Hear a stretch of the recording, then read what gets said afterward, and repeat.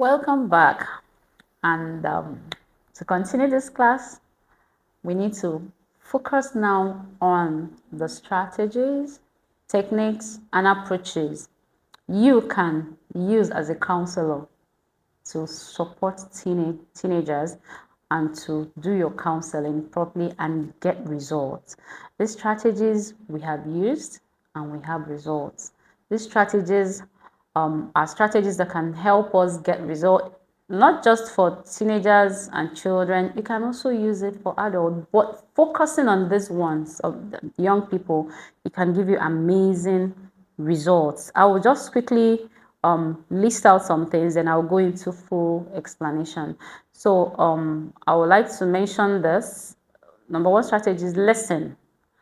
Listen, empathize, direct, affirm, enlist, and refer. I'll take it again. Listen, empathize, direct, affirm, enlist, and refer. Now, I've talked about listening in our last class where I said we should listen to what they are saying and what they are not saying. As a counselor, we know that listening skills is our number one skill. That whenever you're having a session, you do the listening. Let your clients do the talking because they are the ones that have the issue and the concerns they want you to help them with. So let them do a lot of the talking while you listen. So let's pay attention to young people. Let's listen to them. Then empathize with them. We used to be in their shoes. Yes, we were once like them. So let's put ourselves in their shoes. There are certain things that we didn't go through, but they are going through right now. We didn't have the internet in our own time. Like, I remember in our own time, before TV comes on, it must be 4 p.m. But now, we carry TVs on our phones, you know. So what they are really dealing with are a lot. So let's empathize with them. Also, we need to be role models to them. You know, it's not nice that we are telling them what not to do, yet we are doing it. We need to walk the talk. So let's be role models to them. And as we are being role models to them, let's recognize the uniqueness of every child. Every teenage child you meet is unique. Working with them, we shouldn't be telling them, oh, see your brother, oh, I worked with your sister didn't take time to get through this. Why are you taking time? Like, you're not comparing them. No, every child is unique and we have to treat them uniquely. Even identical twins, they are all unique. So now, as a counselor, recognize their uniqueness. The approach you use to deal with teenager A may not work for teenager B. Yes. So you have to recognize that and treat them, follow their pace, that in the process, just focus on each child and deal with them, according to their uniqueness. Then you have to create a trusting relationship with them. One thing with teenagers is that they will try you. They will try you. They must trust you to work with you. You can be in their midst talking, they are doing their own. They are talking. When you are done talking, they know what they want to do. But once they trust you, and how do you get them to trust you? You have to build rapport with them. Of course, we do that generally in counseling. Build rapport with whoever you're going to meet with. But this one, you need to take it deeper. How do you build rapport with young people? You come down to their level.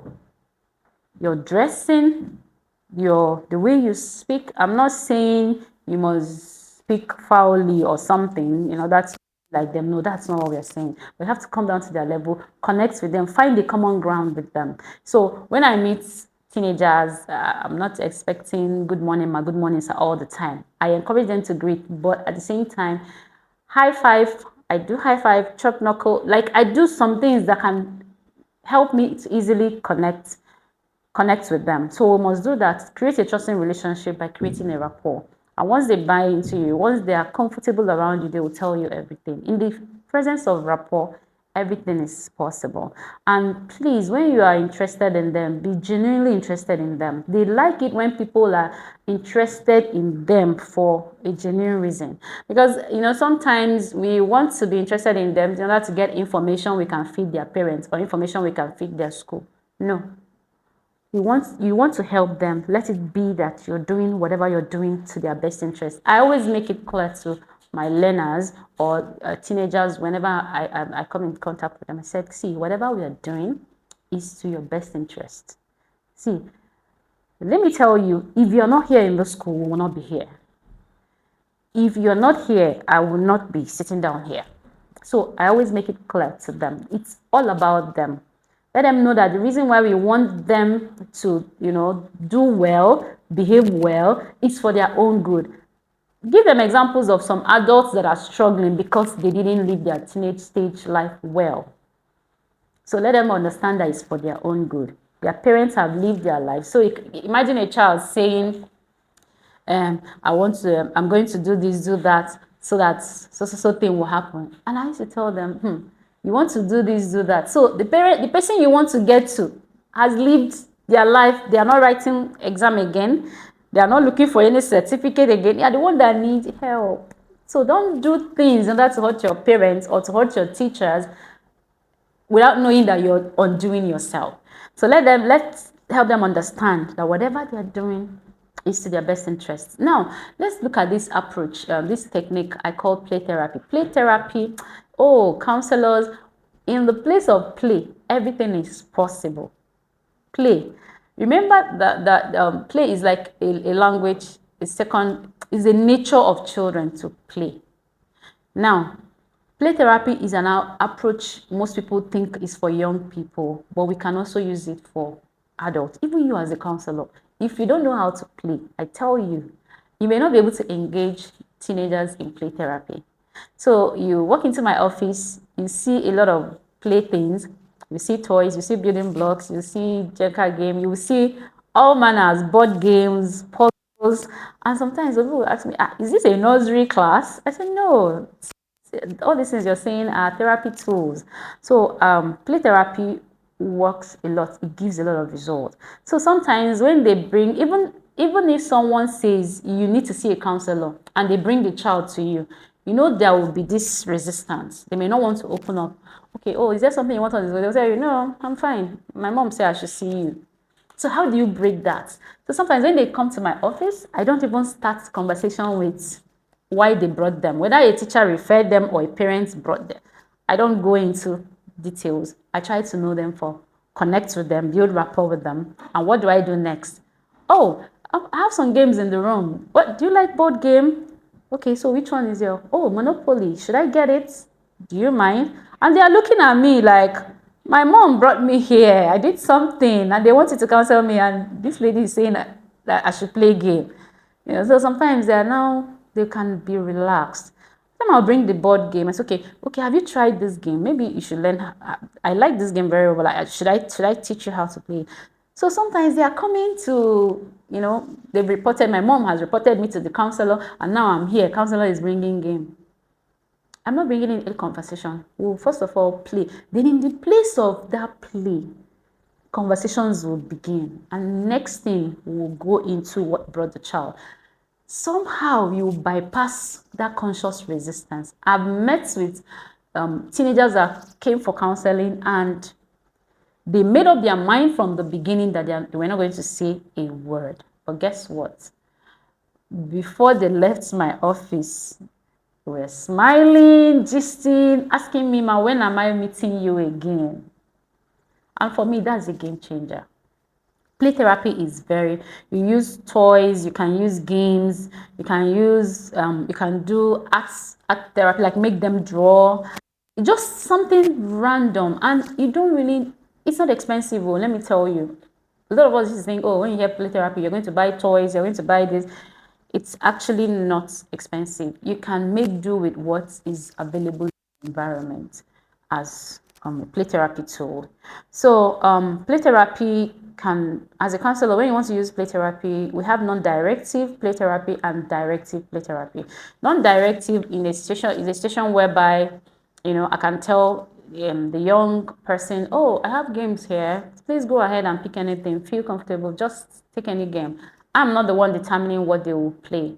I just allow them to pick up what they want to play with, or whatever they want to do. Let's say I have watercolor, arts, drawing sheet and all that.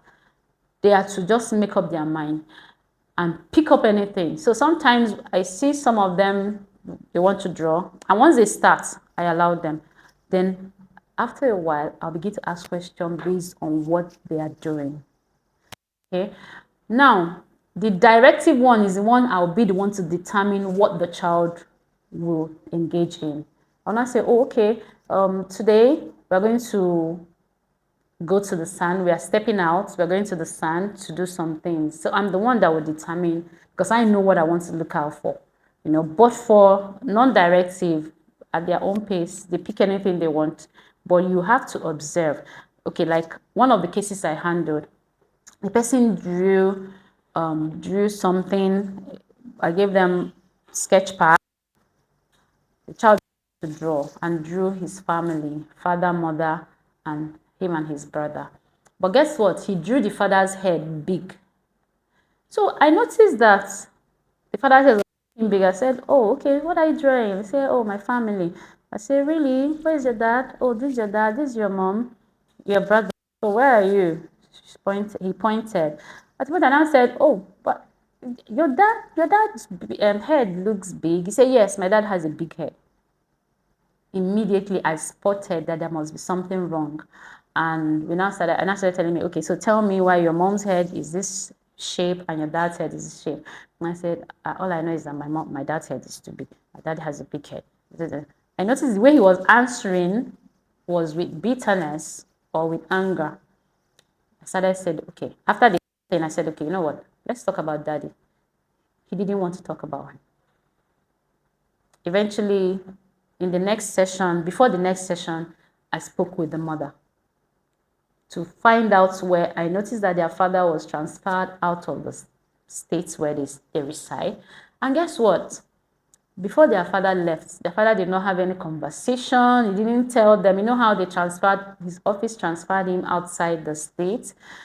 He didn't deem it fit to prepare the children, like carry them along to say, oh, so there's going to be changes in the house. I will not be available for a period of time. I'll be coming in maybe once in a month or once in 2 months. Or such a conversation did not happen. So all of a sudden, the man just cut off. And next thing, he wants to call on phone to talk. So the child was really acting up based on that. I couldn't have asked a question. The mother just noticed that the child has been withdrawn for a while. If I had started a question like, oh, are you okay? Is there any problem in school? I'm not sure we would have gotten to that point. But in the place of play, the guy was able to draw something from the drawing. I picked it. So play therapy can give you results. You can use it to work with children, that experience trauma or are experiencing trauma, labeled children that are no longer getting involved with social activities. You can use play to spot them. In the place of play, you can spot them. Your work as a counselor is just to observe. Observe whatever they're doing. Whether you are directing or non-directing, just observe what they're doing. When you observe, ask questions. If you spot any negative attitude or any negative statement or any negative, like the way I spotted that big head, you may flash your torchlights a little bit more on it.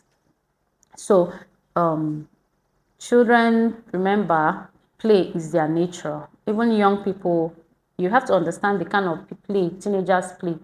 You don't expect them to go to the sand and be rolling on the floor like the way you do with younger children, but just have that understanding. I believe we'll give you a list of some of the play tools you will need for counseling teenagers. Okay, so this play helps them to express the feelings, the hidden feelings. It helps them to express it. So I can, if I'm having a group session with teenagers, I can just tell all of them, all right, so you all have sketch pad in front of you. I need you to draw out how you feel. Draw your feeling. You will see just draw your feeling or draw your thoughts, like what you're thinking right now. Once you say it, watch out of what they are doing, and at the end of the day, you ask questions based on what they have drawn. Now, I will go straight to talk about another approach that can help you as a counselor to get result aside play therapy. We have person-centered strength approach. So for person-centered approach, we believe that every adolescent or every teenager has an inner strength, internal resources needed for growth, needed for a change to happen. And because they have it, they have those strengths. For us to work with them successfully, we have to help them to identify the strength and get the strength out so they can get good results. Rather than focusing on their negative problems or their negative behaviors or their weaknesses, we focus on their strength because they have the strength to heal from whatever they have been through. They have the strength to change their negative attitude to positive ones. They have the strength. Our work is to help them get that strength out. A lot of young teenagers don't even believe they have any strength at all. It's only weaknesses, because everybody is their weaknesses that we are all broadcasting. We are announcing their weaknesses. We are always disciplining them, based on their weaknesses, but nobody is talking about their strength. So this particular person-centered strength-based approach will focus on their strength and use it to help them get results. So instead of focusing on their negative or their weaknesses. So I'm going to outline the 5 core principles of person-centered strength-based approach. Number 1 is unconditional positive regard. Number 2, empathy. Number 3, congruence. This empathy is coming over and over again. I've mentioned it earlier that we should empathize with them. Okay, so congruence is number 3. Strength identification is number 4. And the 5th one is collaboration over authority. Collaboration over authority. Now, let me quickly explain them. Unconditional positive regard. Every human being must be accepted for who they are unconditionally. Not because of the color of their skin or the way they talk or the way they look. As a counselor, accept every teenager that will come your way for who they are. See, forget about all the things they have told you about them. This child is like this boy has done this boy has done that. You first of all accept that child for who they are. Okay? Then empathize. Empathy. Putting yourself in the child's shoes. Do you know that most of these young people, when they go through stuff, they don't open up to adults, because some of them will tell an adult what just happened to them. An adult will open up their mouth to say, you caused it. What took you there? Were you not the one that carried yourself to that place? If you had not gone there, they wouldn't have done this to you. Instead of us, first of all, empathize with the child. We first of all blame them, push, like they are trying to open up with the issues they are dealing with, and we just blame them. And see, blame game. Nobody wants like it when people blame you for for what happened. So we're supposed to empathize. So the core values for this, one of the core principles is empathy. Always put yourself in the shoes of others. Always put yourself in the shoes of others. How I explain empathy. So there's this thing happening around us that when something happens to somebody, everybody's talking about it. And I say, they should forgive now. It's not easy, they should forgive. But when it now happens to your own person, that's when you will now know what the other person is feeling. So that forgiveness in your matter, you won't even want to hear anybody tell you forgive. So that's how empathy is. Try and empathize with people. Put yourself in their shoes. Imagine if it's my child, this thing happened to. What will be my response, or what will be my reaction? So let's always put ourselves in other people's shoes. It will help us to show kindness or be compassionate with them. Then, congruence. We must agree. There must be an alignment. Must agree. There must be that point of agreement. You can't give a result to someone who you do not agree with, who you don't align or agree, with, because that's when you can pick their strength. Okay, I've worked in the classroom before, and I devised a means that helps me to pick the strengths of young people working with me. Working in a secondary school, I used to have children. I profile children a lot. Even without giving them formal assessments, I profile them. You see those ones that they know how to, they have a lot of followers. If you don't know how to engage them, they can mess your class up. So knowing how to engage, knowing, instead of seeing that child as a disruptive person, can you see the strength in that child? If this child has this number of followers, it means this child has a leadership quality. How do I harness that leadership qualities I've seen in him? So instead of, I may not make him class captain because I wouldn't want him to, of course. I may not make him class captain, but I must find an assignment to give that child to engage him, because it's his strength, it's his area of strength. You have to leverage on this. So you help children to identify their strength. And once you keep telling them their strength, I know a child that will always say, I called the child, I said, oh, I want to talk with you. He said, hey, ma, have they reported you to me? They say I talk too much. They call me radio without battery. I said, no, nobody has reported it to me. I'm even calling you because I saw something you have and I want to mention it to you. You say, oh, really, ma, what is it? I said, do you know that God has blessed you with your mouth? You see, bless me with my mouth. Ha, man, no, this mother is always putting me in trouble. I say, oh, the mouth has been putting you in trouble. I say, it's because God has blessed you with it. You say, okay, ma, please, let me explain. A lot of people have been telling me that my mouth is too sharp, that this mouth can kill me one day. I said, okay. What I'm trying to say is that God has given you strength. This power your mouth carry. God has given you, it's easy for you to express yourself. So you have your way with words. You can convince people to do things where you speak. God has given you that you have oral prowess. Let me put it that way. And the girl was feeling, wow, really? This is the first time I'm hearing this. So by the time I was done telling her, I now said, okay, the only issue is that you have not learned to manage it. You must learn to manage it, because when you manage it properly, you will get positive outcome. And she wasn't like, please, I like the way you're saying it. You're telling me. I said, yes. Do you know? I started giving her examples, giving her instances of what she could do in the school. She said, really? So, ma, you mean I can do a presentation? I said, yes. In fact, I have a presentation in 2 weeks' time. I think we should collaborate to do it together. So I will give you the topic. Go and prepare something on your own. I will give you an outline. So use it to prepare for something you're going to be present. He said, but ma, what if they laugh at me on the assembly? I said, nobody will laugh at you on the assembly. Prepare yourself. We'll do our rehearsals before you do your presentation. How about that? She said, oh, fine. The next day, the girl came with her presentation. I'm ready. I said, yes, I know. It's in 2 weeks' time. He said, yes.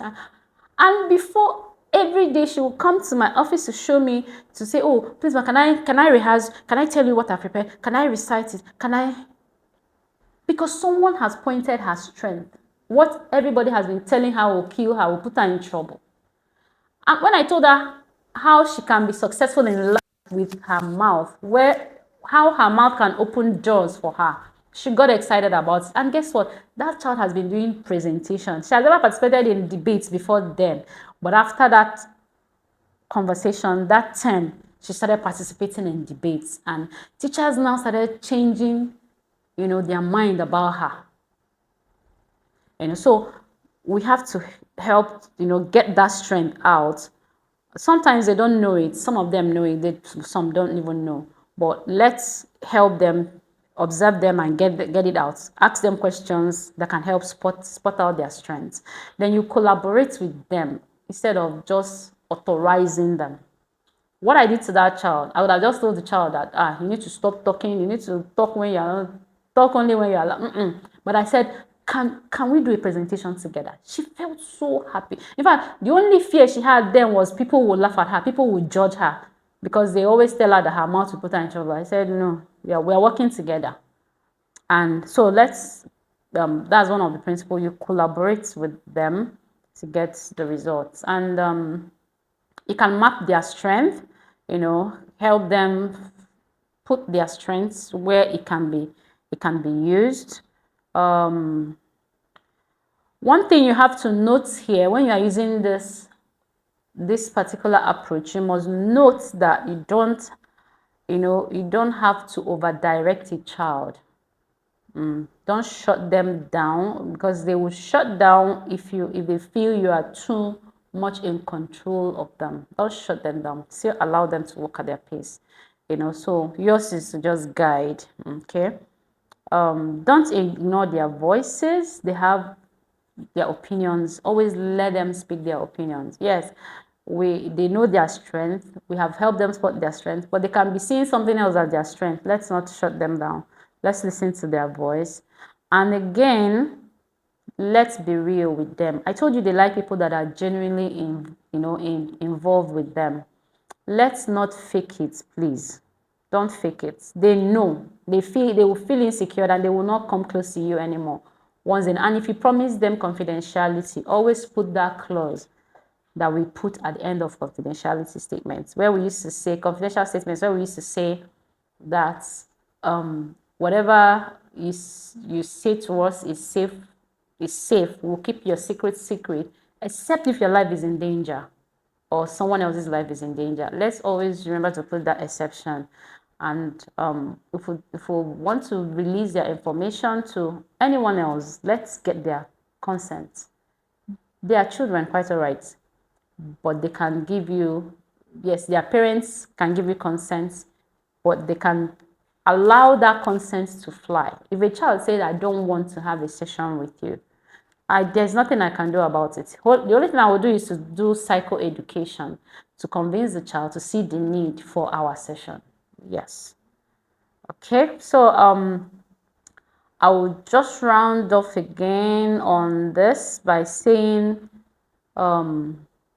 identify strength in every teenager you're working with. If you're using these therapy tools, look for signs of the strength. If they don't know it and you can't see it, look for signs of it.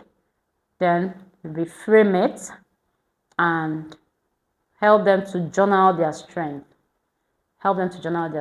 So when I reframed that child's what she's used to is the trouble she could end up entering because of her mouth, but we had to reframe it by showing her the way, where that her strengths can take her to. So there are simple switches for strength-based phrases I'm going to be explaining to you now.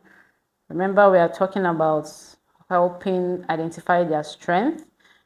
We can identify it, look for signs of it, reframe it, then help them journal it, teach them how to journal their strength. Then you can also ask strength growth questions, related questions to help get it.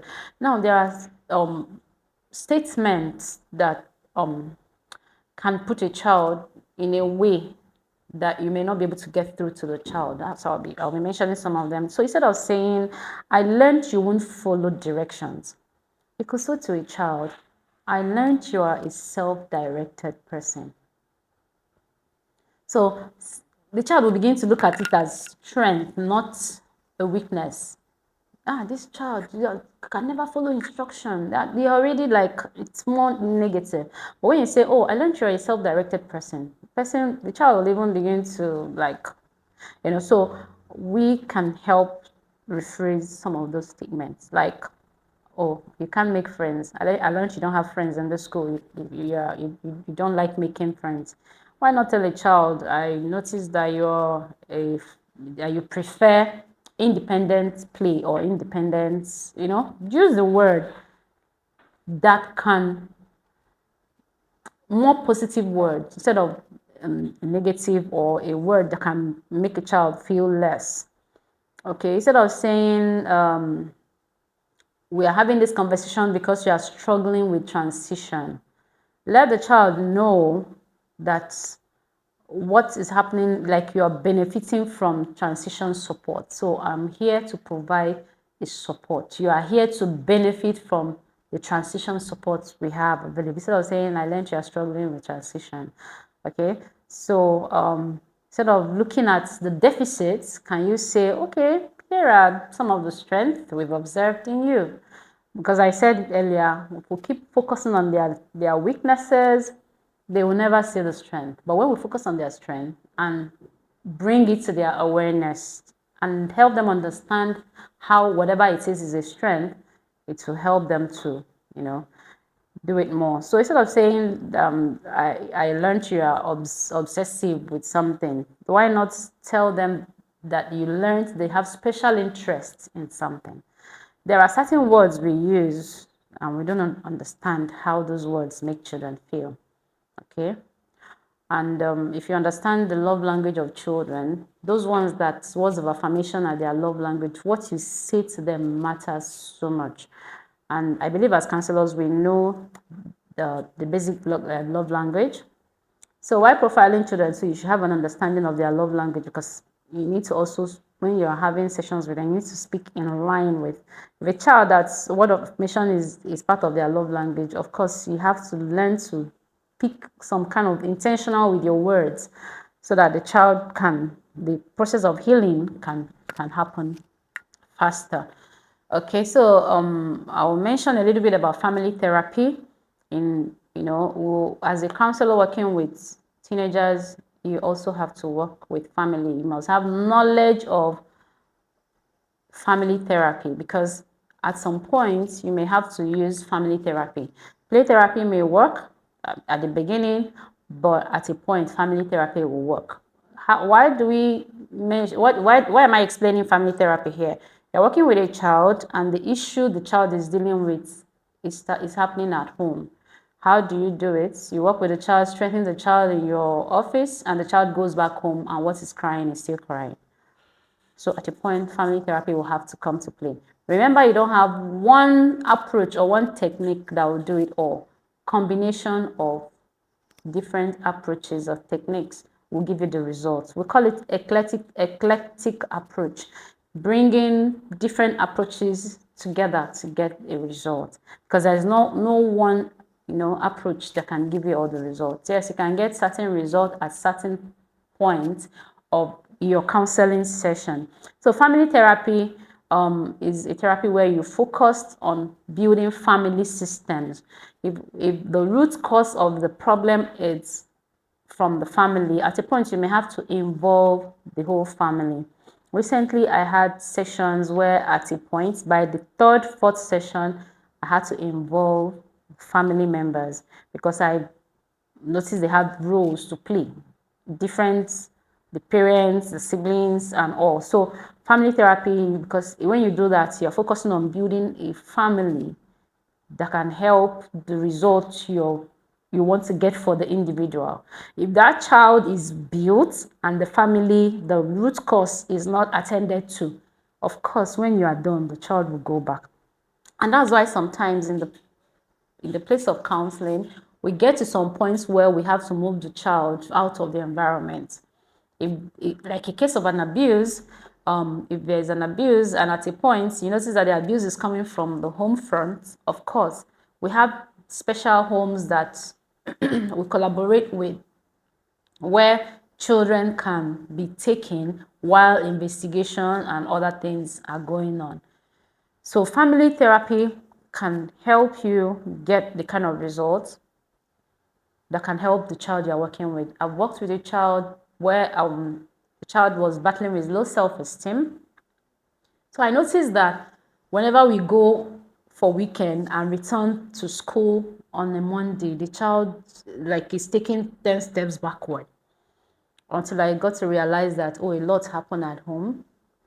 Of course, now as a school counselor, with the permission of the school management, we invited the parents and we had to address the issue, and we started seeing major result changes. All right. So we'll round off with this. Remember, the child is at the center of everything you're going to be doing with them. Make sure that child remains at the center of it. Make sure the child remains at the center. And when you are engaging a child, yes, family and friends have a role to play. You as a counselor, you have a role to play, but make sure the child, whatever you're doing, is to the best interest of that child. And let me tell you, when you work with children or young people, I always say this, that it's better to build a child than to repair an adult. It's better to build a child than to repair an adult. At that young age, a lot can still happen. A lot of changes can happen. When I work with adults dealing with addiction or dealing with different issues, it takes a longer time. But younger people, they are still malleable. Like that stage of their lives, a lot of changes can happen, and they still have time in their hands. So you can still, try to alter the foundation in order to get it right. But an adult, if we don't correct some of the things, some of the extremes, or some of the experiences or the behaviors or the areas of concern, and you allow them to grow into an adult, those challenges might be difficult to handle. So let's focus on young people. If you're interested in in working with them, please, I'm begging us. I know for you to be in this class, it means you are cut out to help them. You are a savior to them. God has sent you to them to help them. And whatever it will take for you to give them that amazing experience, that tomorrow they will look for you to thank you. I still have some of my clients, some of the students I worked with, some of teenagers I worked with long time ago, still coming back to remind me the impact, having sessions with me. One practically told me that anytime I want to do something bad, I'll be hearing your voice. Your voice will be ringing. When he said when we got to university, that sometimes you'll be under pressure to do certain things, that you'll not start hearing my voice. Those things I used to tell him, that the will still keep coming until he came one day and said it. He said, please, can you allow me to address other students, that they should pay attention whenever you're talking? I said, okay, it's okay. As in those kind of results, for me, it gives us joy to see that whatever the seeds we are scattering now are bearing fruit. I have a lot of them that are already graduates, like done with NYSC, and they're asking, how can I help these young ones to understand? We were once like them and we struggled with this. Please, ma, any opportunity.